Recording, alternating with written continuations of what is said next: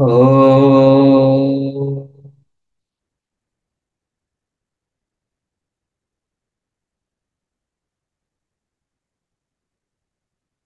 భద్రం नो అభివాదయమనః ఓం శాంతి శాంతి శాంతి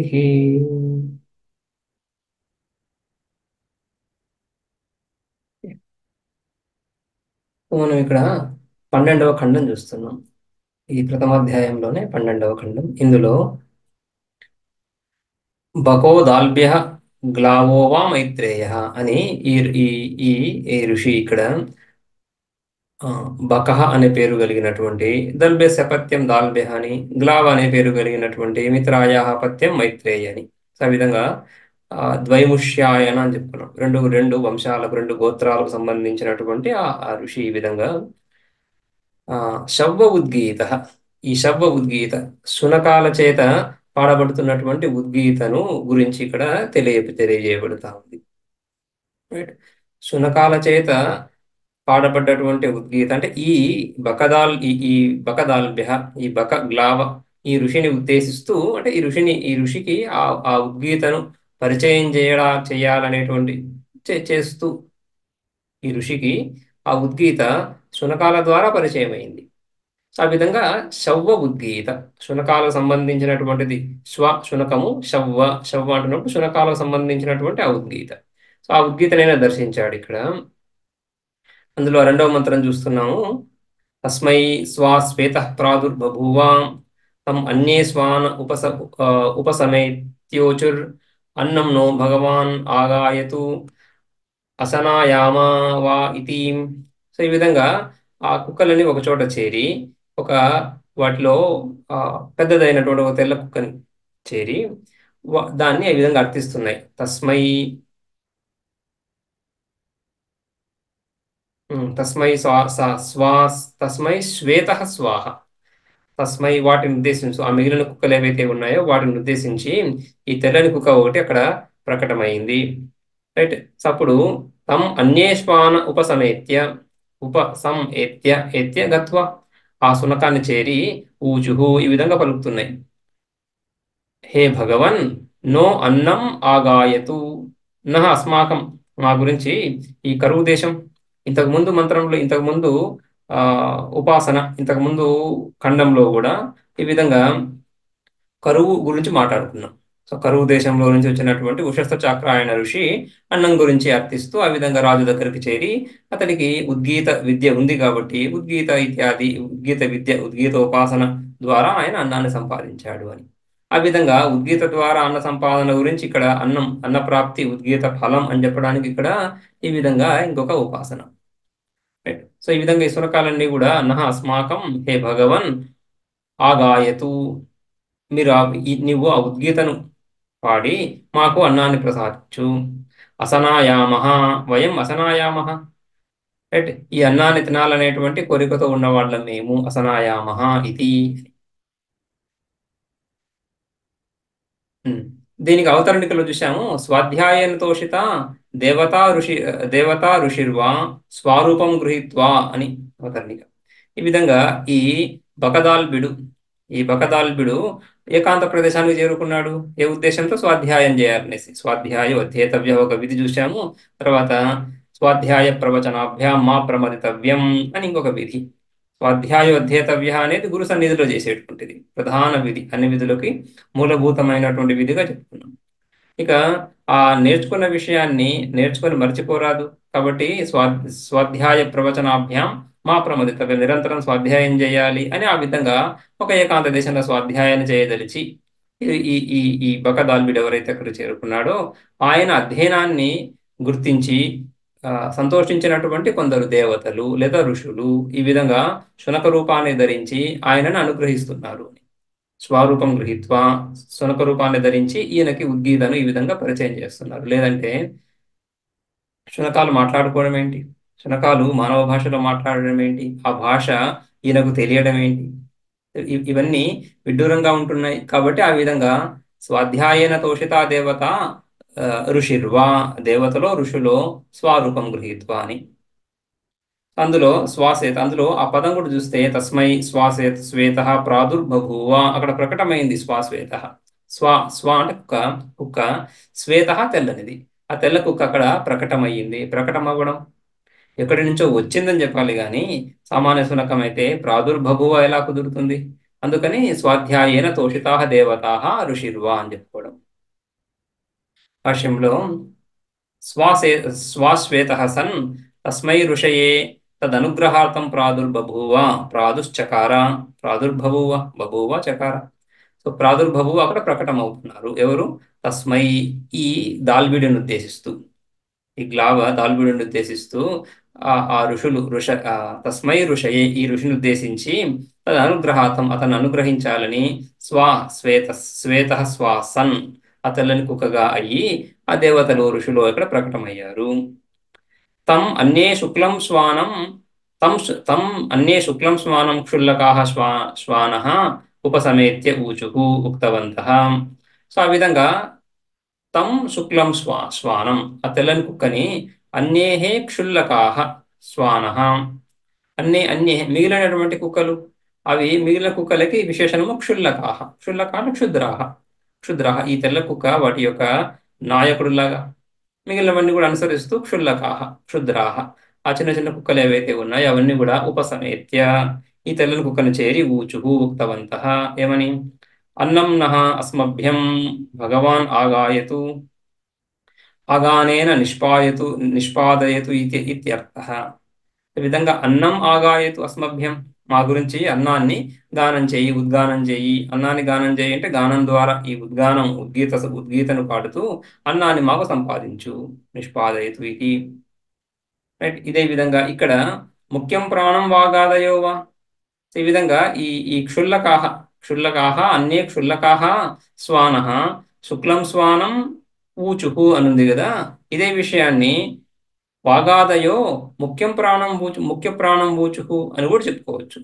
ఇంతకుముందు మనం చూసాము వాగాది ఇంద్రియాలన్నీ కూడా ఆ ప్రాణాన్ని చేరి ప్రాణమే జ్యేష్టమని గుర్తించి ఆ ప్రాణం యొక్క ఉద్గానం ద్వారా లబ్ధిని పొందాయని. సో అదే విధంగా ఇక్కడ కూడా ఈ మిగిలిన కుక్కలన్నీ కూడా ప్రాణదేవతలని, ఆ ప్రధానమైనటువంటి కుక్క, తెల్ల కుక్క ఏదైతే ఉందో అది ముఖ్య ప్రాణమని, ఈ ఈ వాగాది దేవతలు, వాగాదయ అంటే వాగాది అభిమాని దేవతలు ఆ ముఖ్య ప్రాణాన్ని ఈ విధంగా ముఖ్య ప్రాణ అభిమాని దేవతను ఈ విధంగా అర్థించాయి అని. ఏ విధంగా అయితే సృష్టి ఆదిలో ఇంద్రాది దేవతలు ఈ చక్షురాది అభిమాని దేవతలు, ఇంద్రాది దేవతలు. చక్షురింద్రియానికి అభిమాని దేవత ఆదిత్యుడు, బలానికి అభిమాని దేవత హస్తానికి, భుజాలకి హస్తాలకి అభిమాని దేవత ఇంద్రుడు, పాదానికి అభిమాని దేవత విష్ణువు. ఈ విధంగా ఈ ఇంద్రియాభిమాని దేవతలు ఎవరైతే ఉన్నారో హిరణ్య గర్భుణ్ణి ఆశ్రయించి ప్రార్థిస్తున్నారు అన్నాన్ని ప్రసాదించని. ఆయన హిరణ్య గర్భుడి విధంగా సృష్టి రచన చేస్తున్నాడు ఈ దేవతల యొక్క అన్నం గురించి. అదే విధంగా ఇక్కడ వాగాదయో ముఖ్య ప్రాణం వా ఊచుః. ఎందుకంటే ప్రాణం అన్నభుజః స్వాధ్యాయ పరితోషితాః సంతః అనుగృహీయుః. సో స్వాధ్యాయ పరితోషితాః సంతః, ఈ ఋషి యొక్క స్వాధ్యాయం చేత సంతోషించినటువంటి ఆ వాగాది దేవతలు ప్రాణాన్ని అనుసరించి, ప్రాణదేవతను అనుసరించే అన్నాన్ని పొందేటువంటి అగ్నాది వాగాది దేవతలు, వాగాది అభిమాని అగ్నాది దేవతలు ముఖ్య ప్రాణాన్ని ఈ విధంగా ప్రార్థిస్తున్నాయి అని కూడా చెప్పుకోవచ్చు అని. ఈ క్షుల్లకాహ శ్వానః, ఈ మిగిలిన కుక్కలు ఏవైతే తెల్ల కుక్కను ప్రార్థిస్తున్నాయో అది ఎలా ఉంది? వాగాది అభిమాని దేవతలే ముఖ్య ప్రాణాన్ని ప్రార్థిస్తున్నట్లుగా. ఎందుకంటే ఆ ముఖ్య ప్రాణంని అనుసరించే ఇవన్నీ. ముఖ్య ప్రాణం ఎప్పుడైతే అన్నాన్ని గ్రహిస్తుందో తద్వారానే, వాటి ద్వారానే ఈ ఇంద్రియాలన్నీ కూడా తృప్తిని పొందుతున్నాయి. ముఖ్య ప్రాణం అపానవాయువు చేతనే అన్నం గ్రహించబడుతూ ఉంది. ఆ అన్నాన్ని గ్రహించడం చేతనే స్థూల శరీరము సూక్ష్మ శరీరం కూడా వృద్ధిని పొందుతూ ఉంది. కాబట్టి ఇవన్నీ కూడా ఈ స్థూల శరీరము సూక్ష్మ శరీరము ఇంద్రియ సమూహం ఏదైతే ఉందో ఇవన్నీ కూడా ముఖ్య ప్రాణాన్ని ప్రార్థించడం అనేది సబబుగా ఉంది కదా. ఆ విధంగా సో ఆ విధంగా స్వాధ్యాయ పరితోషితాః సంతః అనుగృహీయుః. ఏనం స్వరూపం ఆదాయ అనుగృహ్ణీయుః ఇది. ఆ దేవతలు ఈ ఋషి యొక్క స్వాధ్యాయానికి సంతోషించినటువంటి వాళ్ళై ఈ స్వరూపం, ఆ వాగాది దేవతలే ఈ విధంగా క్షుల్లకాహ శునశ్వానః అనే శునక రూపాన్ని ధరించి, అదే విధంగా ముఖ్య ప్రాణం కూడా శునక రూపాన్ని ధరించి ఇతనిని అనుగ్రహిస్తున్నాయి అని చెప్పడం ఏదైతే ఉందో యుక్తం ఏవ ప్రతిపత్తం. రైట్. ఈ మిగిలిన కుక్కలన్నీ కూడా ఆ పెద్ద కుక్కను ఏదైతే ప్రార్థిస్తున్నాయో అది ఈ విధంగానే ఉంది. వాగాదులు ముఖ్య ప్రాణాన్ని ఆశ్రయించినట్లుగానే ఉంది కాబట్టి ఆ వాగాది అభిమాని దేవతలే వచ్చినట్లుగా తెలుసుకోవాలి.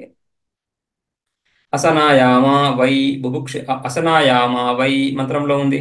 అసనాయామ వై అసనాయామః. అసనాయామః అంటే బుభుక్షితాః స్మ వై నిజం. స్మై వై వై అనేది నిపాతనము, వై నిశ్చయంగా, నిశ్చయంగా అంటే నిజంగా ఆకలిని పొంది ఉన్నాము అని. కాబట్టి ఈ విధంగా ఆ ఆకలిని తీరడానికి అన్నం ఏదైతే కావలసి ఉందో దానిని గురించి ఈ సృష్టి ఆదిలో కూడా ఈ ఈ విరాట్ స్వరూపం నుంచి ఐతరేయంలో చూస్తాము. విరాట్ స్వరూపం నుంచి ఏ ఏ దేవతలు ఉత్పన్నమయ్యారో ఆ దేవతలందరూ కూడా ఒక ఆశ్రయాన్ని, అన్నాన్ని కోరుతున్నారు. అన్నం సృష్టించబడిన తర్వాత కూడా ఏదో ఒక అధిష్టానాన్ని, ఉపాధిని గ్రహించి అందులో ప్రవేశించి ఆ అన్నాన్ని పొందుతారు. సో ఆ ప్రక్రియ ఇక్కడ కూడా అదే విధంగా. ఏవం ఉక్తే శ్వాశ్వేత.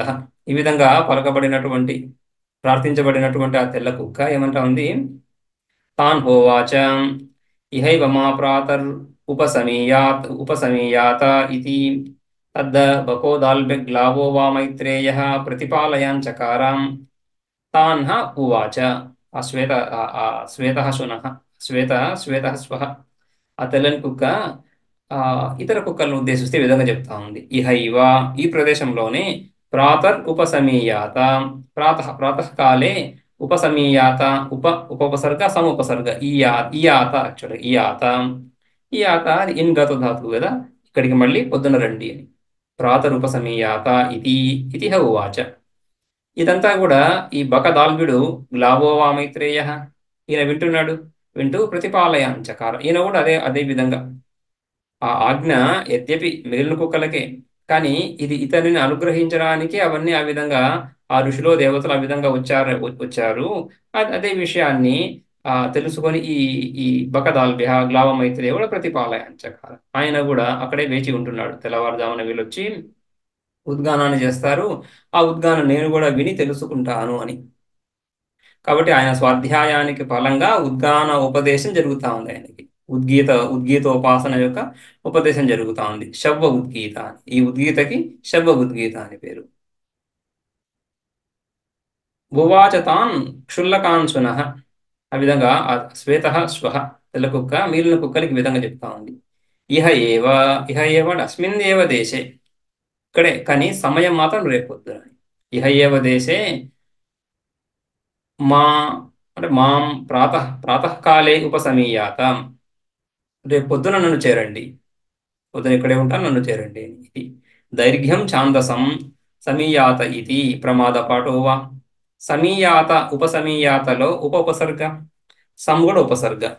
ఇన్ గతో ధాతు దానికి విధిలింగ్ లకారం. కాబట్టి ఇన్ గతో ధాతుకి ఇయాత రూపం, ఇయాత రావాలి. అయితే ఇక్కడ ఈయాత అని ఉంది, దీర్ఘం ఉంది, ఈయాత అని. రైట్. విధిలింగంలో ఇయాత్ ఇయాతాం ఈయుహు, ఇయాహ ఇయాతం ఇయాత అని. ఇయాత ఈ కదా, ఈ దీర్ఘం లేదు దానికి. అయితే ఇక్కడ దీర్ఘము, శృతిలో దీర్ఘం వచ్చింది.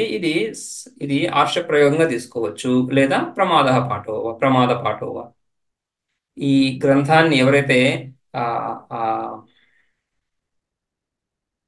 పూర్వకాలము ఈ పూర్వకాలము ఈ విధంగా ప్రింట్ లేదు కాబట్టి ఆయా ఆకుల మీద రాస్తున్నప్పుడు రాయడంలో పొరపాటు కూడా జరగచ్చు. ఆ విధంగా ప్రమాద పాఠ లేదా ఛాందస దీర్ఘం, ఛాందసం దైర్ఘ్యం. సమీయాత అనుంది.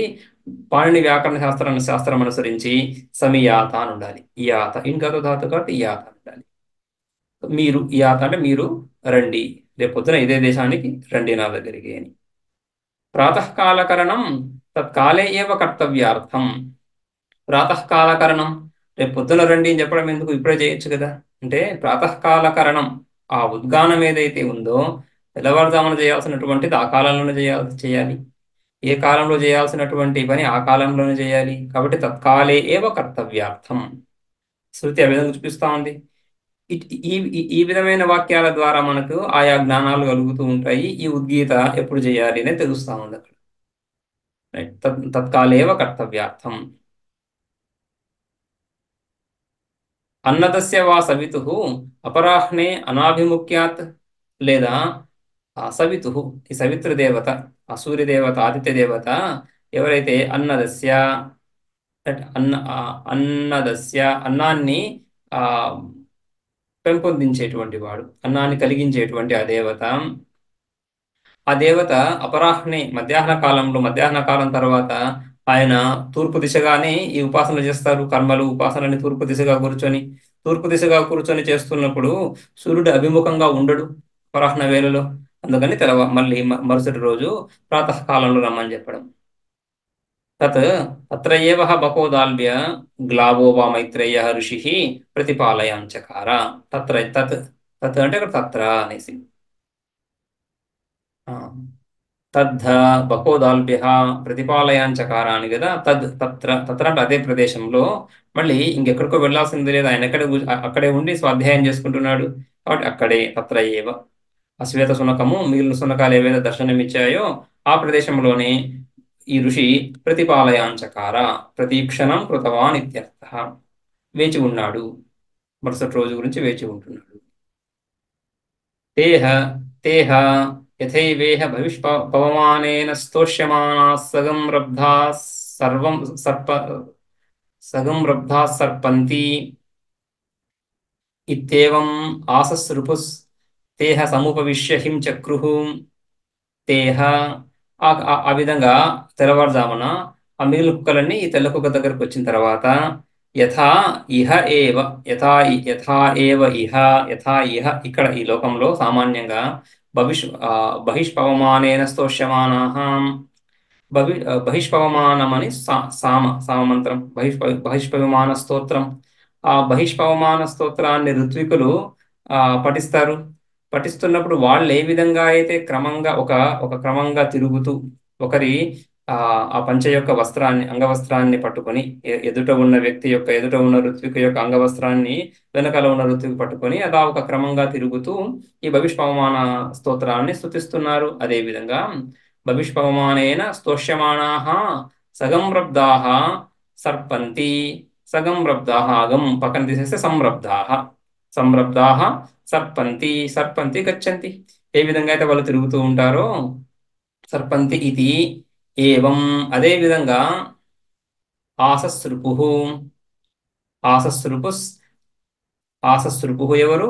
తే ఆసస్రుపుః. ఈ కుక్కలన్నీ కూడా ఈ బహిష్పవమాన స్తోత్రాన్ని స్తుతిస్తూ తిరుగుతున్నటువంటి ఈ యజ్ఞంలో ఇక్కడ ఋత్వికులు ఏ విధంగా తిరుగుతున్నారో అదే విధంగా అక్కడ కూడా ఆ కుక్కలన్నీ కూడా అదే క్రమంలో ఒకదాని వెంట ఒకటి ఉంటూ తిరుగుతూ ఉన్నాయి.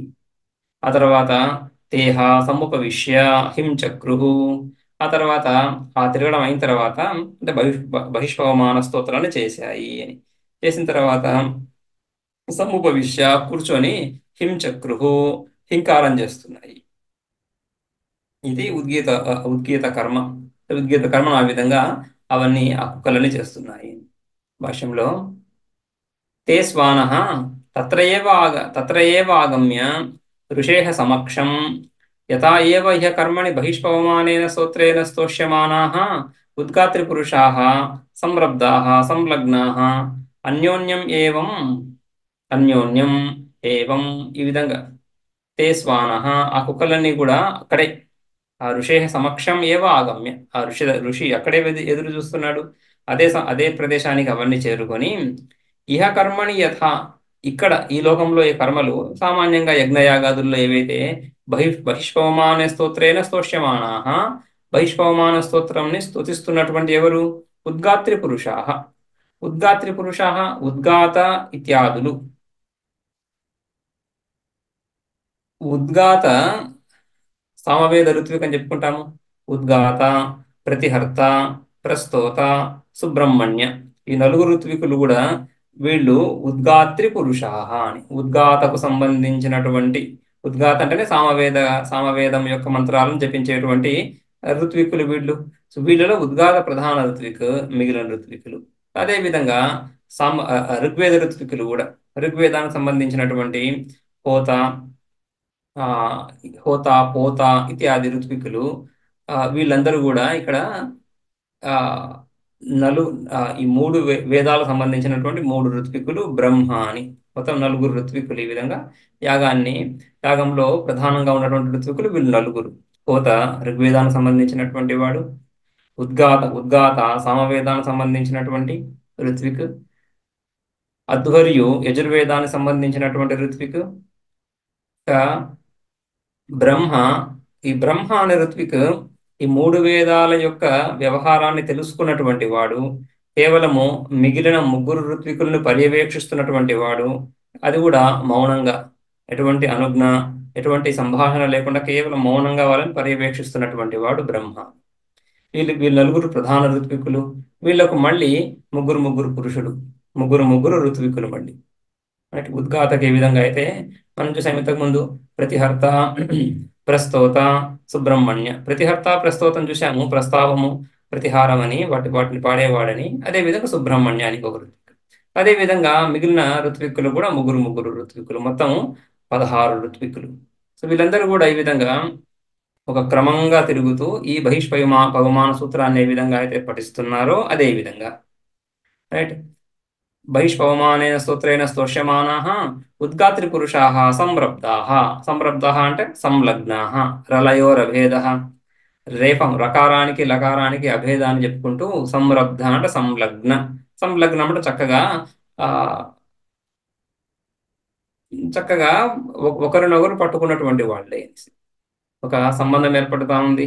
అన్యోన్యం సంలగ్నా. ఒకరినొకరు ఉంటున్నప్పుడు ఈ విధంగా ఈ వెనకాల ఉన్నటువంటి ఋత్వికు, ముందు ఉన్నటువంటి ఋత్వికు యొక్క అంగవస్త్రాన్ని పట్టుకొని, ఆ ఋత్వికు కూడా అతని ముందు ఉన్నటువంటి అంగవస్త్రాన్ని పట్టుకొని ఒక వృత్తాకారంలో ఈ విధంగా చుట్టూ, ఆ యాగశాల చుట్టూ తిరుగుతూ ఈ బహిష్పవమాన సూత్రాన్ని చేస్తున్నారు.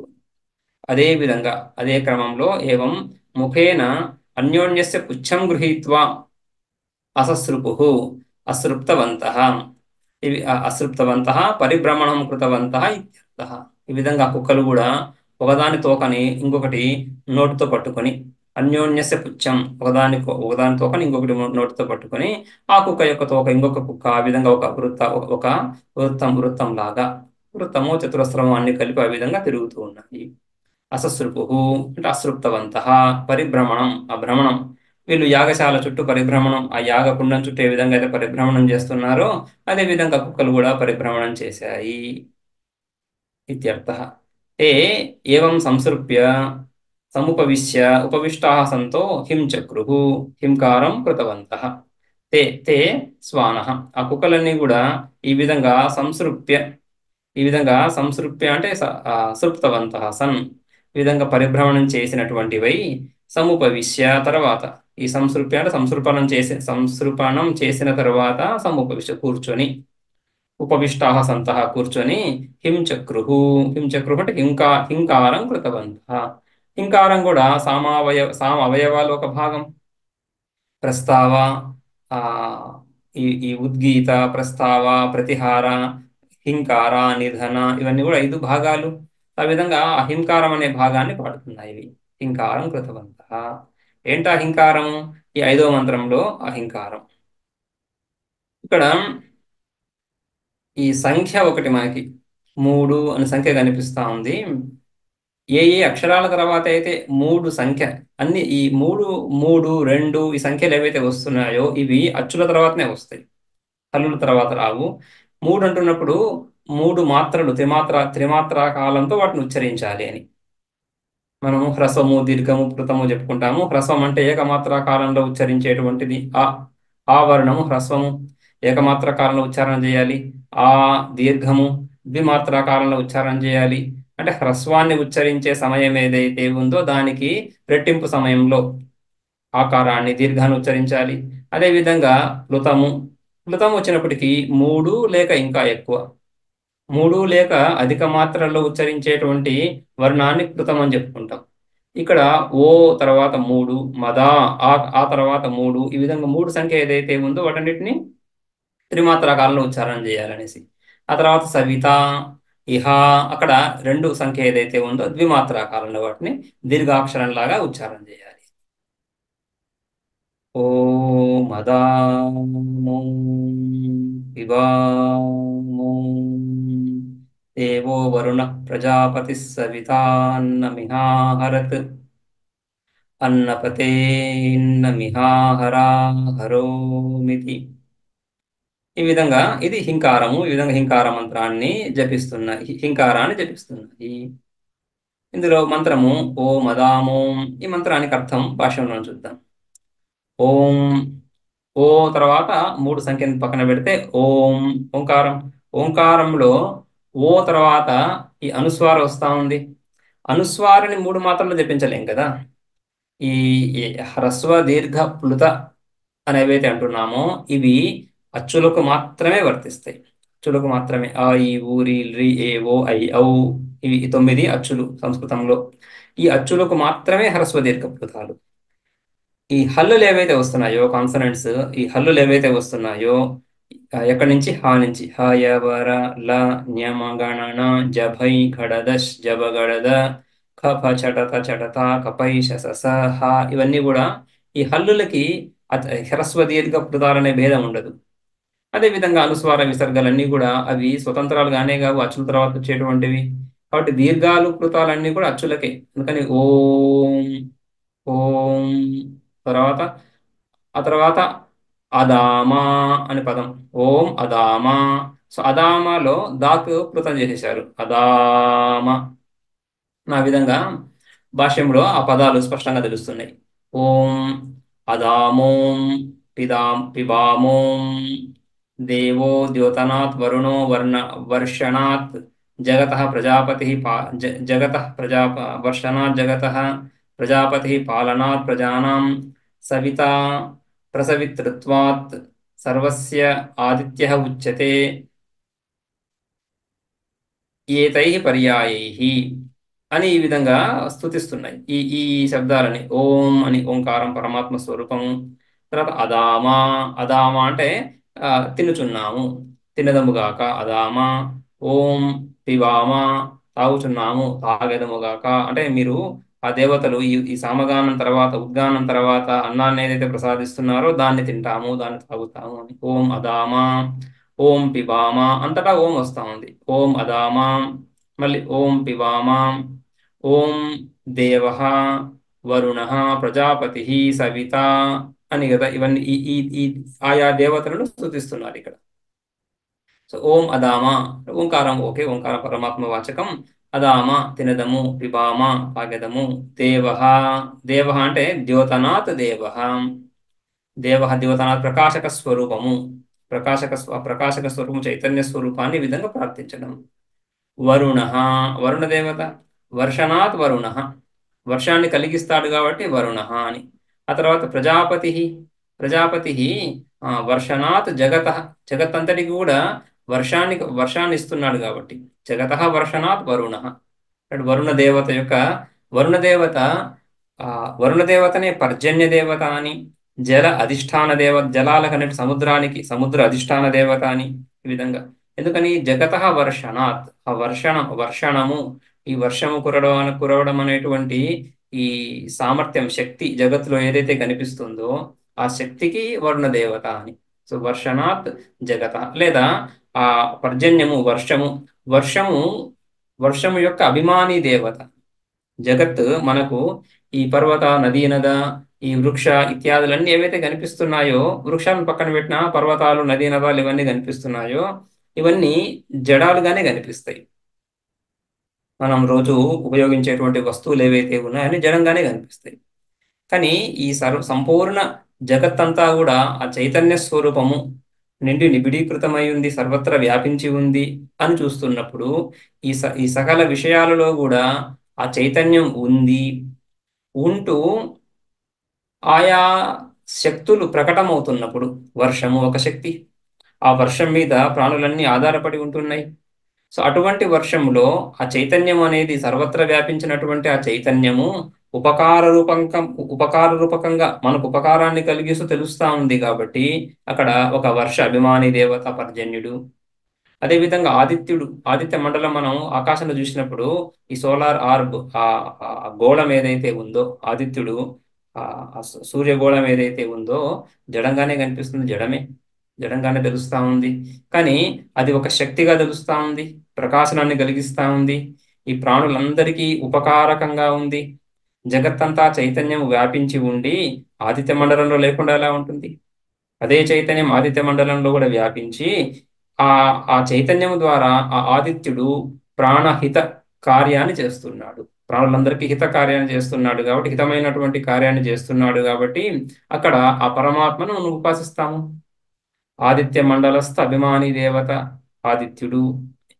అదే విధంగా ఇక్కడ పర్జన్య వర్షణాత్, ఉత్పత్తిని చూసామంటే ఆ పదం యొక్క వ్యుత్పత్తి అర్థాన్ని ఇస్తున్నారు భాష్యకారులు. వరుణ అంటున్నప్పుడు వర్షణాత్ జగత వరుణ, ఈ జగత్తంతటికి వర్షాన్ని కలిగించి ప్రాణాలను నిలబెడుతున్నాడు, ప్రాణులను రక్షిస్తున్నాడు కాబట్టి వర్షణాత్ వరుణ. అదేవిధంగా ద్యోతనాత్ దేవ. ఈ దేవ శబ్దము మిగిలిన అన్ని పదాలకి జోడించవచ్చు. వరుణ దేవ, ప్రజాపతి దేవ, సవితా దేవ అని. ద్యోతనాథ్ దేవ ప్రకాశ స్వరూపము, ఈ విధంగా వర్షణం అనేటువంటి కార్యాన్ని చేస్తున్నటువంటి వాడు అని. అదేవిధంగా ప్రజాపతి, అదే దేవత, అదే పరమాత్మని ఇప్పుడు ప్రజాపతి రూపకంగా పిలుస్తున్నాము. ఏమని? పాలనాత్ ప్రజానాం, రైట్. పాలనాత్ ప్రజానాం పాలనాత్, సకల ప్రాణులను పాలిస్తున్నాడు, సకల ప్రాణులను రక్షిస్తున్నాడని ప్రజాపతి. అదేవిధంగా ప్రజాపతి దేవత. అదేవిధంగా సవితా దేవత, సవిత సవిత ఆదిత్యుడు. ప్రసవితృత్వాత్ సర్వస్య ఆదిత్య ఉచ్యతే. సర్వస్య ప్రసవితృత్వాత్, ప్రసవ సుధాతు ప్రసవ. ఈ ప్రసవ ఉత్పన్నం చేయడం, సకల ప్రాణుల యొక్క ఉత్పత్తికి కారణమై ఉంటున్నాడు. సస్యం నుంచి మొదలుకొని ఈ ఈ ఈ పంట పొలాల నుంచి మొదలుకొని సకల ప్రాణుల యొక్క ఉత్పత్తికి, ప్రాణానికి ఆధారభూత దేవత, ప్రాణ అధిష్టాన దేవత ఆదిత్యుడు. ఆ విధంగా ఆదిత్యుడు ఈ విధంగా ప్రసవితృత్వాత్ సర్వస్య సవిత అని. ఆ ఉపసర్గ సవితాలో సవితృత్వాత్ సవిత, ఉపసర్గ ప్రకర్షేణ ప్రకృష్ట రూపేణ సకల ప్రాణులకి మూలభూత కారణమై ఉండి అని. స ఏవం భూత ఆదిత్య, అటువంటి ఆదిత్యుడు. సో ఈ దేవతలు, రైట్. వరుణ దేవ, ప్రజాపతి దేవ, సవితా దేవ, వీళ్ళు అన్నం ఇహ ఆహరత్, మీరందరూ మాకు ఈ అన్నాన్ని తీసుకురండి, లేదా ఆదిత్యుడిని. సో ఏవం భూత ఆదిత్య అన్నం అస్మభ్యం ఇహ ఆహరత్, అన్నమిహాహరత్, అన్నం ఆహరతు, మాకు మీరు అన్నాన్ని తీసుకురాగలరు, తీసుకువద్దురుగాక. తే ఏవం హిం కృత్వా పునః అపి ఊచుహు, ఈ విధంగా హింకారం చేసిన తర్వాత మళ్ళీ చెప్తున్నా ఏమని? అన్నపతే అన్నమిహాహర హరోమితి. అన్నపతే ఇక్కడ కూడా మళ్ళీ 3 మాత్రలు ఉన్నాయి. అన్నపతే అన్నమిహాహర హరోమితి అని అన్నపతే సంబోధన. హే అన్నపతే, అన్నం ఇహ ఆహర, ఇక్కడ అన్నం తీసుకొని రా అని కదా భాష్యంలో. సహత్వం హే అన్నపతే, ఆదిత్యనే మళ్ళీ సహత్వం హే అన్నపతే. సో అన్నస్య పతి అన్నపతి, అన్నానికి అధిష్టాన దేవత నువ్వు. సహి సర్వస్య అన్నస్య ప్రసవితృత్వాత్ పతి రక్షకుడు. ఏ విధంగా? ప్రసవితృత్వ, సర్వ అన్న ఉత్పత్తికి కారణము. హిరణ్యగర్భుడు ఈ ఆదిత్యుడిని చెప్తున్నప్పుడు హిరణ్యగర్భ ఆదిత్య మండలాన్ని హిరణ్యగర్భ ఉపాధిగా చెప్పుకుంటాం. హిరణ్యగర్భ ఆదిత్య మండలంలో ఉన్నటువంటి ఆ పురుషుడు హిరణ్యగర్భుడిగా చెప్పుకుంటున్నాం, రైట్. సో ఆ విధంగా ఈ ఆదిత్యుడు అంటే ఆ హిరణ్యగర్భుడే సంపూర్ణ సృష్టిని సృష్టించినటువంటి వాడు కాబట్టి అన్నస్య ప్రసవితృత్వాత్ పతి అన్నపతి అని. నహి తత్పాకేన వినా ప్రసూతం అన్నం. తత్పాకేన, ఆ సూర్యుడు ఈ అన్నాన్ని పక్వం చేయకపోతే ఈ అన్నం పండదు, అన్నం అనేది ఉత్పన్నమే కాదు, ఆ విధంగా ఉత్పన్నం చేస్తున్నాడు. సర్వస్య అన్న, సకల అన్నాన్ని, లోకంలో లభించేటువంటి సకల అన్నాన్ని ఆయనే కలిగిస్తున్నాడు, ఈ విధంగా పక్వం చేస్తూ. నహి తత్పాకేన వినా, ఆయన ఈ విధంగా పక్వం చేయకుండా అన్నం అనుమాత్రమపి ప్రాణినాం న జాయతే, రైట్. సో నహి తత్పాకేన వినా ప్రసూతం అన్నం అనుమాత్రమపి జాయతే ప్రాణినాం అతః అన్నపతి. సో ఆ విధంగా ఆయన ఆయన కార్యక్రమం లేకుండా, ఆయన అనుజ్ఞ లేకుండా అన్నం అనేది ప్రాణులకు ఒకంత కూడా ఉత్పన్నం కావటం లేదు. అందుకని ఆయన అతః అన్నపతి. హే అన్నపతే అని ఆ విధంగా అన్నపతి అని సంబోధన. అన్నం అస్మభ్యం ఇహ ఆహర, ఆహర ఇది రెండు సార్లు చెప్పడం. ఆహర, ఆహరోం ఇది అభ్యాస ఆదరార్థ, గౌరవార్థంగా అభ్యాసం మళ్ళీ మళ్ళీ రెండు సార్లు చెప్పడం. రెండు సార్లు చెప్పడం అనేది ఖండం సమాప్తం అవడానికి ఆదరార్థం కూడా. అయితే ఇది ద్వాదశ ఖండ. ఆహార ఆహార ఇది అభ్యాస ఆదరార్థ. ఇక్కడికి ఉపాసన కూడా ముగుస్తా ఉంది. అయితే ఈ ఉపాసనలో ఏ విధంగా అయితే సామ అవయవాలను ఉపాసిస్తున్నామో, అదే విధంగా సామలో ఈ విధంగా ఇప్పుడు ఉద్గాత సామావయవము, ప్రస్తావము, ప్రతిహారము కూడా సామావయవాలు, హింకారం చూసాము సామావయవము. ఈ విధంగా సామ అవయవాలు ఏ విధంగా ఉన్నాయో సామలో స్థోభాక్షరాలు కూడా ఉన్నాయి. స్థోభాక్షరాలు నిరర్థక అక్షరాలు, అర్థానికి ఆ అక్షరానికి అర్థం ఉండదు. మంత్రం చూస్తున్నప్పుడు ఆ అర్థానికి స్తోభ అక్షరానికి విశేష అర్థం అంటే ఏముండదు. సో అటువంటి అక్షరాలని స్తోభాక్షరాలని, నిరర్థక అక్షరాలు, కానీ ఆ మంత్రంలో భాగంగా ఉంటున్నాయి. వాటిని కూడా ఉచ్చరించాలి. సో ఏ విధంగా అయితే ఈ ఈ ఈ ఉద్గీత, ప్రతిహార, హింకార ఇవన్నీ అవయవాలు అయి ఉన్నాయో అవి అదే విధంగా స్తోభలు కూడా అవయవాలు. కాబట్టి ఆ స్తోభలకు సంబంధించినటువంటి ఉపాసన తర్వాత ఖండంలో, త్రయోదశ ఖండం ప్రథమాధ్యాయస్య త్రయోదశ ఖండ. ఈ త్రయోదశ ఖండంలో ఈ స్తోభోపాసనం. భక్త భక్త విషయోపాసనం సామావయవ సంబద్ధం ఇత్యతః సామావయవాంతర స్తోభాక్షర విషయాన్ని ఉపాసనాంతరాన్ని సంహతాని ఉపదిశ్యంతే. అనంతరం సావయవ సంబద్ధత్వా విశేషాత్, సామావయవ సంబద్ధత్వా విశేషాత్. ఇక్కడ భక్త విషయోపాసనం అనంతరం అని, ఆ అనంతరం శబ్దానికి భక్త విషయోపాసనతో సంబంధం. భక్త విషయోపాసనానంతరం, భక్తం అంటే భాగం అని. సామభక్తము భక్త విషయం, సామ భాగాలు, ఈ ఉద్గీత, ప్రస్తావ, ప్రతిహార, హింకారాలు, ఈ భాగాల గురించి ఉపాసనలు చూశాం కదా. ఇవి చూసిన తర్వాత సామావయవ సంబద్ధమితి, ఇవన్నీ కూడా సామావయవాలే కదా.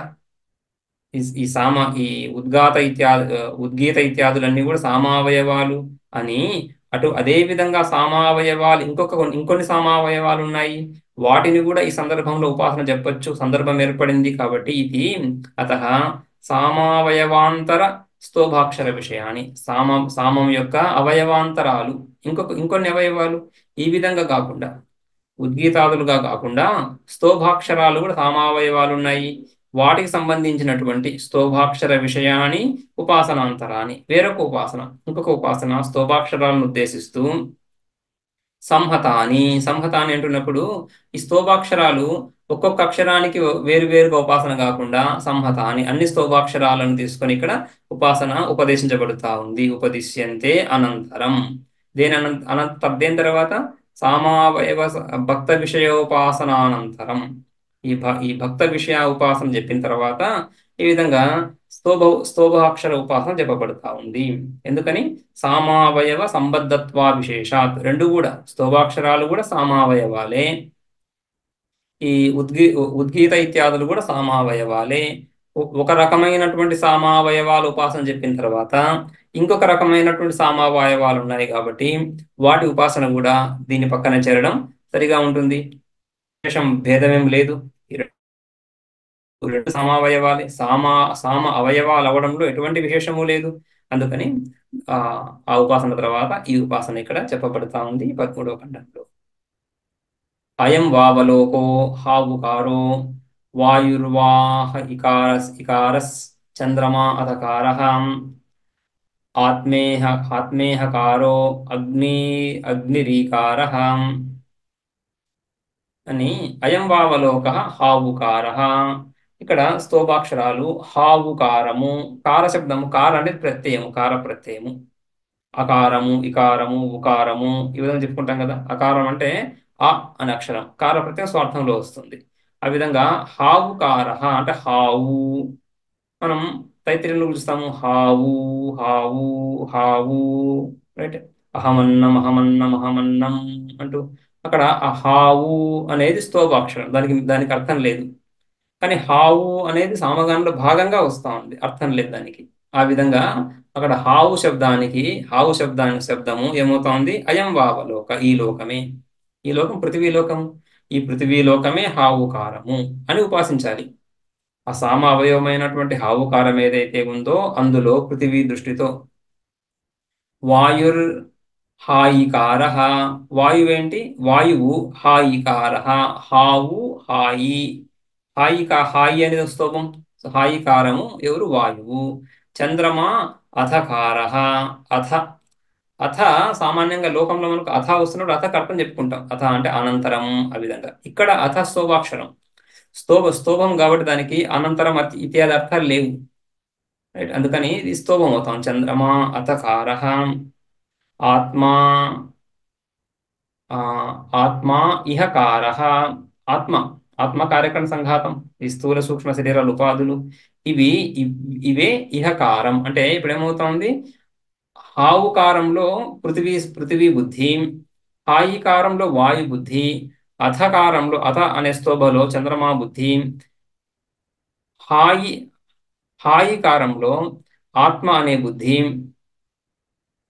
అదేవిధంగా ఈకార, ఈకారంలో అగ్ని బుద్ధితో ఉపాసించాలి అని భాష్యంలో. అయం వావ అంటే అయమేవ లోక, ఈ లోకమే, ఈ లోకం పృథివీ లోకమే హావుకార స్తోభ.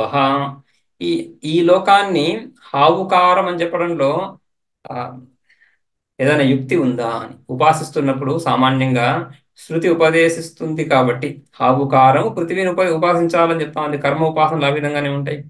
శృతి ఏ విధంగా చెప్తే ఆ విధంగా ఉపాసించాలి, ఏ విధంగా కర్మను విధానం చేస్తే ఆ విధంగా కర్మ చేయాల్సి ఉంటుంది. కాబట్టి హావుకారం పృథివీ అంతే. అయితే బుద్ధిలో భావించడానికి కర్మ అయితే ఆ విధంగా చేసేయడమే, ఈ ఉపాసన కాబట్టి చింతన చేయాలి. సో హావుకారంలో పృథివీ దృష్టిని కలగడానికి ఏదైనా ఒక ఆ, ఈ హావుకి పృథివీకి సంబంధం కలిగే విధంగా ఏదైనా ఒక సంబంధం ఉంటే తద్వారా ఆ భావన సులభం అవుతుంది. అందుకని భాష్యకారులు ఈ హావుకారానికి పృథివీకి సంబంధాన్ని చూపిస్తున్నారు. ఆ, ఈ అయం వావ అంటే అయమేవ అవసరం ఏవ అర్థంలో, అయమేవ లోకో హావుకారస్తోభ. రథాంతరే సామ్ని ప్రసిద్ధ. ఈ సామలు ఏవైతే ఉన్నాయో, సామ మంత్రాలు ఏవైతే ఉన్నాయో, సామగానాలు, వీటిలో చాలా పేర్లు ఉన్నాయి. రథాంతర సామము, బృహత్ సామము ఇత్యాది పేర్లు. రైట్? సా- వామదేవ సామ్యం, సామము అని అనేక పేర్లు. అందులో రథంతర సామం అనే ఒక సామం, అందులో రథంతర సామ్ని ఈ స్తోభం హావుకారం అనేది ప్రసిద్ధంగా తెలుస్తా ఉంది. రైట్? ఈ స్తోభాక్షరము రథంతర సామములో ఉంటుంది. ఇయం వై రథంతరం ఇది అస్మాత్ సంబంధ సామాన్యాత్, అంతేకాకుండా ఇయం వై రథంతరం అని శృతి. ఇయం అంటే ఇయం పృథివీ, ఈ పృథివీయే రథంతరము, రథంతరం అంటే రథంతర సామ. సో ఈ పృథివీయే రథంతర సామ అని ఒక శృతి వాక్యం ఉంది. ఆ తర్వాత రథంతర సామలో హావుకారం ప్రత్యక్షంగా తెలుస్తా ఉంది. ఈ విధంగా రథంతర సామలోనే ఉండే రథంతర సామతో ఈ పృథివీ లోకానికి ఈ హావుకారానికి సంబంధం ఏర్పడుతా ఉంది. ఆ సంబంధం చేత ఈ పృథివీయే హావుకారం అని చెప్పడం. ఈ రెండింటికి కనెక్షన్ ఏమైపోయింది? రతంతర సామం ద్వారా పృథివీ ఆ, హావుకారం కలిసి ఉంటున్నాయి అని, వాటికి సంబంధం ఉంది అని. ఇత్యస్మా సంబంధ సామాన్యాత్, రెండింటికి సంబంధం రథాంతర సామతోనే. ఆ సంబంధ సామాన్యం చేత హావుకారస్తోభ అయం లోక ఇత్యేవం ఉపాసీత. హావుకారం, హావు అనేటువంటి ఈ స్తోభమే ఈ లోకము, ఆ స్తోభం ఈ లోకమే అని ఉపాసించాలి. ఆ స్తోభలో ఈ లోక బుద్ధి అనేసి. వాయు హాయికార, వాయువులో వాయువు ఆ ఈ హాయికారమే వాయువు అని ఉపాసించాలి. ఇది కూడా వామదేవ్యే సామని హాయికార ప్రసిద్ధ. రథంతర సామంలో హావుకారం ఏ విధంగా ప్రసిద్ధంగా ఉందో వామదేవ్య సామలో హాయికారం ప్రసిద్ధంగా ఉంది. ఈ వామదేవ సామకి వాయువ్య వాయువ్య సంబంధ చ వామదేవ్యస్య సామ్నో యోనిః ఇది అస్మాత్ సామాన్యాత్ హాయికారం వాయుదృష్ట్యా ఉపాసీత. ఈ వామదేవ్య సామకు వాయువ్యప్ సంబంధ. వాయువు అప్ జలాలు. వాయువు జలాల యొక్క సంబంధం వామదేవ సామ్నలో ఉంది. వామదేవ్యస్య సామ్నో యోని. వామదేవ సామ్నకి మూలభూత కారణం వాయు జలాలకు సంబంధమే అని. ఆ విధంగా ఈ వామదేవ్య సామానికి జలాలు అలా ఉండని వాయు సంబంధం ఉంది కదా. సో వామదేవ్య సామానికి వాయువుకి సంబంధం ఉంది. వామదేవ సామ్యంలో హాయికారం ఉంది. కాబట్టి ఆ విధంగా హాయికారానికి వాయువుకి సంబంధం ఏర్పడుతా ఉంది. వాయుర్వా హాయికార అని ఉపాసించాలి. వాయువే హాయికారము అని.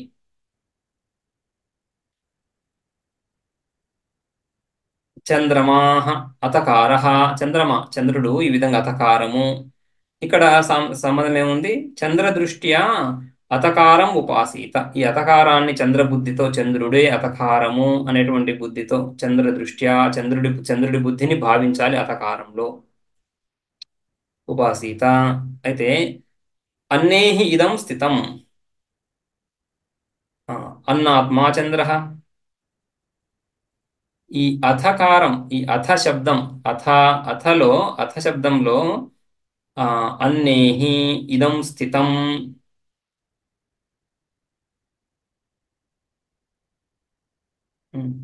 అన్నాత్మా చంద్ర. చంద్రుడు చంద్ర సోమో రసాత్మక అని. రస ఈ సస్యాలన్నిటికీ కూడా చంద్రుడు అధిష్టాన దేవత. కాబట్టి చంద్రుడు అన్నాత్మ. మనం ప్రశ్నోపనిషత్తులో కూడా ఆ ప్రాణ రయి చెప్పుకుంటున్నప్పుడు చంద్రుడిని అన్నంగానే చెప్పుకుంటాము. సో చంద్రుడు అన్నాత్మ. అయితే ఈ అథకారము థ, అన్నంలో అకారం ఉంది. అన్నేహి ఇదం స్థితం. స్థితం అంటున్నప్పుడు థ చెప్పుకుంటున్నాము. సో థ, ఈ థ అనే ఈ రెండు అక్షరాలు కూడా అన్నము స్థితం అనే పదాల్లో వస్తున్నాయి. అన్నేహి ఇదం స్థితం అని. ఆ తర్వాత అన్నాత్మ చంద్ర. చంద్రుడు అన్నాత్మ స్వరూపుడు, అన్నస్వరూపుడు. ఆ అన్నంలో అథ ఉంది అని. ఆ విధంగా అన్నానికి చంద్రుడికి సంబంధం చెప్పుకోవాలి. ఏదో విధంగా ఆ ఆ అథకారంలో చంద్ర దృష్టి ఆ భావించడానికి ఈ విధంగా అథలో అకారము తకారము, ఆ అకారము తకారము అన్న స్థితిలో ఉంటున్నాయి. అన్న స్థితికి హేతు చంద్రుడు. అన్నం ఏ విధంగా ఉండడానికి చంద్రుడు హేతువు. కాబట్టి అన్నస్థితి రూపమైనటువంటి చంద్రుడే ఈ అన్నస్థితిలో ఉన్నటువంటి అథ అని. తకారాకార సామాన్యాచ్చ. ఈ తకారాకారాలు అన్నస్థితిలో ఉంటున్నాయి. ఆ ఆ అన్నస్థితి చంద్రుడి ద్వారా అని ఆ సంబంధం చేత. అదేవిధంగా ఆత్మా ఇహకార. ఇహకారము, ఇహ అనే స్తోభ ఇందులో ఆత్మబుద్ధితో ఉపాసించాలి. ఇక్కడ ఇహ ఇది స్తోభ. ఇహ అనే స్తోభాక్షరం. ప్రత్యక్షో హి ఆత్మ ఇహ ఇది వ్యపదిశ్యతే. ఆత్మ ఈ శరీరం ఏదైతే ఉందో ఇహ ఉపవిశ, ఇక్కడ కూర్చో, ఇక్కడ ఉన్నాను, అహమిహ అస్మి అని. ఈ విధంగా ఇహ అని సాక్షాత్తుగా ఈ ఆత్మ అంటే కార్యక్రమ సంఘాతము దేహాదులు. స్థూల శరీరం తీసుకోవచ్చు. సో ఈ స్థూల శరీరానికి ఈ విధంగా ఇహ అని సంబోధన చేస్తున్నాం కాబట్టి ఆత్మ ఈ శరీరాన్ని ఇహ అని సంబోధిస్తున్నాం కాబట్టి ఇహకి దేహానికి సంబంధం ఏర్పడింది, ఆత్మకు సంబంధం ఏర్పడింది. ఆ విధంగా ఇహ యందు ఆత్మబుద్ధితో ఉపాసించాలి. ఇహ ఇది చ స్తోభ తత్సామాన్యాత్. ప్రత్యక్షో హి ఆత్మ ఇహ ఇది ప్రపదిశతే. ఈ ఆత్మ ఇహ అని పిలువబడతా ఉంది, ఇహ అనే స్తోభ కూడా ఉంది. ఆ విధంగా ఆ సామాన్యత, ఆ సామ్యం చేత ఇహ ఇహ అనే స్తోభలో ఆత్మబుద్ధితో ఉపాసించు. అగ్నిరీకార. అగ్నికి ఈకారానికి సంబంధం ఏముంది? ఈ నిధనాని చ అగ్నేయాని సర్వాణి సామాని ఇత్యతః తత్సామాన్యాత్. సర్వాణి అగ్నేయాని సామాని. అగ్నిదేవత సంబంధించినటువంటి స్థామాలన్నింటిలో కూడా ఈ నిధనాన్ని అవన్నీ కూడా ఈ అక్షరాన్ని పొంది ఉన్నాయి. రైట్. సో అగ్నికి సంబంధించినటువంటి సకల సామల్లో ఈ కారం ఉండడము, ఆ తర్వాత ఈ అనేటువంటి స్తోభ కూడా ఉండడం చేత ఈ యందు అగ్నిబుద్ధితో ఉపాసించు అని.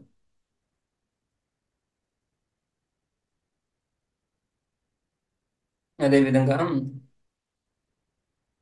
ఆదిత్య ఊకారో నిహవ ఏకారో విశ్వే దేహా ఔహోయికార ప్రజాపతిర్హింకార ప్రాణః సర్వోన్నం. యావాగ్ విరాట్ ప్రాణస్వరోన్నం యావాగ్ విరాట్ ఆదిత్య ఊకార. ఈ ఊకారము ఊ అనేది కూడా స్తోభం. ఈ ఊ అనే స్తోభంలో ఆదిత్య బుద్ధి. నిహవ ఏకార.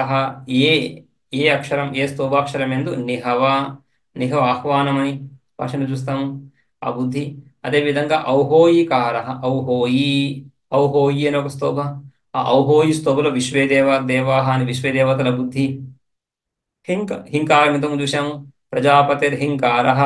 హింకారం అనేటువంటి స్తోభలో ప్రజాపతి బుద్ధి. ప్రాణస్వర. ప్రాణము స్వర. స్వర అని ఒక స్వర అంటే అచ్చులు హల్లులు ఆ విధంగా కాదు, స్వరము వ్యంజనము ఆ విధంగా కాకుండా స్వర అని స్తోభ. స్వర అనే స్తోభాక్షరంలో ప్రాణబుద్ధి. అన్నం యా. యా అనే స్తోభలో అన్నబుద్ధి. వాగ్ విరాట్. ఆ, వాగ్ విరాట్. విరాట్ వాక్. వాక్ విరాట్ అది భాషలో చూద్దాం. విరాట్. ఆదిత్య ఉకార. సో ఉచ్చై ఆదిత్య ఉకార అన్నప్పుడు ఆ విధి స్పష్టమవుతోంది. ఊకారం ఎందు. ఊకారం ఎందు ఆదిత్యుడనేటువంటి బుద్ధి. ఆదిత్యుడనేటువంటి బుద్ధితో ఊకారాన్ని ఉపాసించాలి. నిహవ. అయితే ఇక్కడ ఆ సామెత ఏముంది, ఊకారానికి ఆదిత్యుడికి సంబంధం ఏమని చెప్తున్నారు. ఉచ్చై ఊర్ధ్వం సంతం ఆదిత్యం గాయంతి ఇది ఊకార.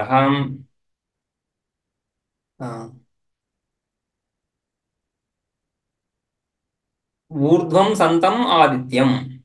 ఆదిత్యుడు ఊర్ధ్వం ఆకాశాల పైన ఉన్నాడు. ఆయనని ఉచ్చై గాయంతి ఆదిత్యుని బిగ్గరగా స్తుతిస్తున్నారు.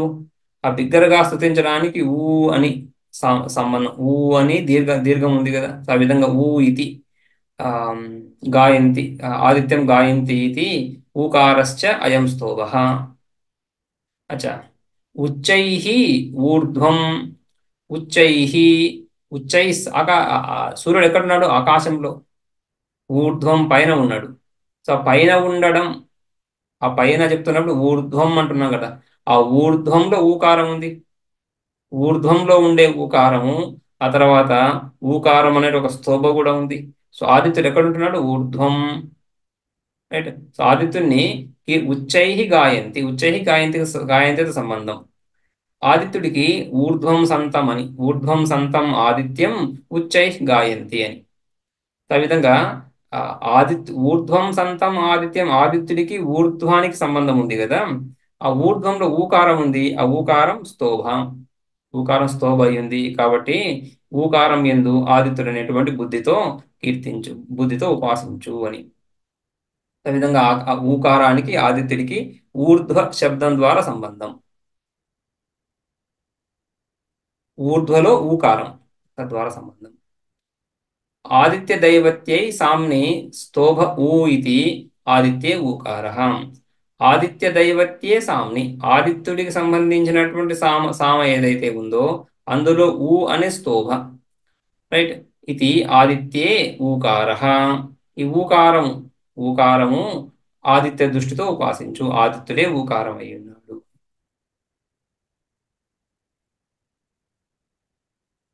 నిహవః ఇది ఆహ్వానం. నిహవః. నిహవః అనేది ఆహ్వానము. ఏహి ఇది చ ఆహ్వయంతి ఇది తత్సామాన్యాత్. అయితే ఏకారము ఒక స్తోభ. ఏకారంలో నిహవట ఆహ్వానము అని ఉపాసించాలి. ఈ ఏకారము ఆహ్వానము. ఆహ్వానం అనేది ఒక క్రియ కదా, దేవతను ఆహ్వానిస్తున్నాము. రైట్. కర్మ ఫలాలను ఆహ్వానిస్తున్నాము, ఇవన్నీ ఆహ్వానం. ఆ విధంగా ఏకారంలో ఆహ్వానం అనేటువంటి బుద్ధిని భావించాలి. అయితే రెండిటి సంబంధం ఏముంది, ఏకారానికి ఆహ్వానానికి సంబంధం ఏముంది. నిహవ అంటే ఆహ్వానం అని, ఆహ్వానానికి ఏకారానికి సంబంధం ఉంది. సంబంధం ఏముంది, ఏహి అని అందరిని పిలుస్తాము. ఇన్గతో ధాతువే, అక్కడి నుంచి ఏహి రండి అని వస్తా ఉంది. ఏహి ఇది చ ఆహ్వయంతి. ఆ సామాన్యం చేత తత్సామాన్యాత్ ఏకారంలో నిహవ బుద్ధి. అదేవిధంగా విశ్వే దేవాః ఔహోయికారః. విశ్వే దేవ. ఔహోయి అనేది స్తోభం. అందులో దేవ బుద్ధి.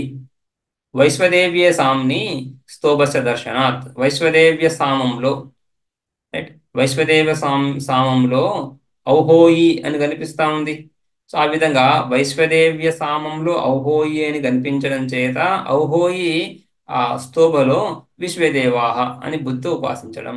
ఆ వైశ్వదేవ్య సామమే రెండిటికి సంబంధం, రెండిటికి సంబంధానికి కారణమవుతుంది. ప్రజాపతిర్ హింకార. సో ప్రజాపతి, సో హింకారం ఎందు ప్రజాపతి బుద్ధి అని. అనిరుక్త్యాధింకారస్య చ అవ్యక్తత్వాత్. ఈ హింకారానికి నిరుక్తి, హిం అని మనం హిం క్లీం ఇవన్నీ బీజమంత్రాలకు చెప్పుకుంటాము. సో హింకారానికి ఒక అర్థం లేదు, నిరుక్తి లేదు. నిరుక్తి అంటే నిరూపణ, నిర్వచనం లేదు. అదేవిధంగా ప్రజాపతి కూడా ఆ అటువంటి స్వరూపమే. ప్రజాపతిని కూడా ఇదమిద్ధంగా ఒక ప్రజాపతి సమష్టి స్వరూపం కదా.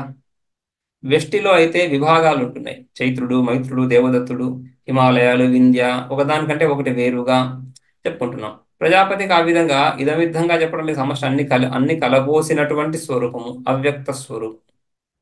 ప్రజాపతి నుంచి ఈ దేవతలు ఇత్యాదులు ఉత్పన్నమైన తర్వాత సంసారం ఏర్పడుతా ఉంది. ప్రజాపతి హిరణ్య గర్భుడు ఈ విధంగా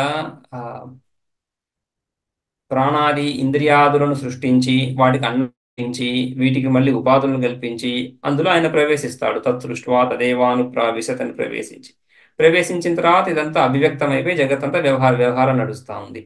ఇదంతా ఈ సృష్టి అంతా జరగక ముందు ఆ హిరణ్య గర్భుడు అవ్యక్త స్వరూపం. ఆ విధంగా అవ్యక్త స్వరూపం ఆయన. ఈ హింకారం కూడా అనిరుక్తం, నిరుక్తి లేదు, వ్యక్తత లేదు. అందుకని హింకారం యందు ప్రజాపతి బుద్ధి. ప్రాణస్వర అంటున్నప్పుడు స్వర అనేది స్తోభ, స్వర ఇది స్తోభ. అందుకని స్తోభ కాబట్టి దీనికి స్వర అనే అర్థాన్ని తీసుకొని చెప్పుకోకూడదు. స్వర అని జస్ట్ వర్ణ సమూహము స్తోభ. అయితే ప్రాణానికి స్వరానికి సంబంధం స్పష్టం. ప్రాణస్య చ స్వరహేతుత్వ సామాన్యాత్. స్వర అంటే అక్కడ అక్షరాలను తీసుకొని వాటికి హేతు ప్రాణము అయి కూర్చునుంది కాబట్టి ప్రాణానికి స్వరకి సామాన్య సంబంధం ఉంది. అందుకని స్వర అనే స్తోభలో ప్రాణబుద్ధి. అన్నం యా ఇది స్తోభ. యా అనే అక్షరం ఏదైతే ఉందో అది కూడా స్తోభ, సమాంతరంలో ఉండే స్తోభ. అందులో అన్న బుద్ధిని చేయాలి. అన్నేన హి ఇదం యాతి ఇది ఇత్యతః సామాన్యాత్. అన్నేన హి ఇదం యాతి, ఇటు అటు వెళ్ళడం ఏదైతే ఉందో యా నుంచి యాతి గచ్చతి. యా కూడా ధాతు. ఇన్ ఏ విధంగా అయితే ధాతు ఇన్ కాదు ధాతువు ఉందో, యా కూడా ధాతువు. అన్నేన హి ఇదం జగత్ అన్నేన యాతి. అన్నం చేతనే నడుస్తా ఉంది జగత్ అంటే ప్రాణులే. ఈ ప్రాణులన్నీ కూడా అన్నగత ప్రాణులు అన్నం ద్వారానే నడుస్తున్నాయి, అన్నం ద్వారానే మనుగడను కొనసాగిస్తాయి. అందుకని యా అనే స్తోభలో అన్న బుద్ధి. సో అన్నం యా అంటున్నప్పుడు యా నుంచి యాతిది, యా నుంచి యా స్తోభ. యాతి క్రియ ఏదైతే ఉందో గచ్చతి. సామాన్యంగా మనం సామాన్య సంసార వ్యవహారం అంతా కూడా యాతిలో తీసుకొని అది అన్నం ద్వారానే అవుతుంది కాబట్టి యాతి యొక్క యాతి నుండి యాతిలో యా ఉంది, దానికి హేతు అన్నమైంది. అందుకని యా అనే స్తోభం ఎందు అన్న బుద్ధి అని. ఎత్కించి సామాన్యం ఏదో సంబంధం ద్వారా ఆ విధంగా ఉపాసించడం.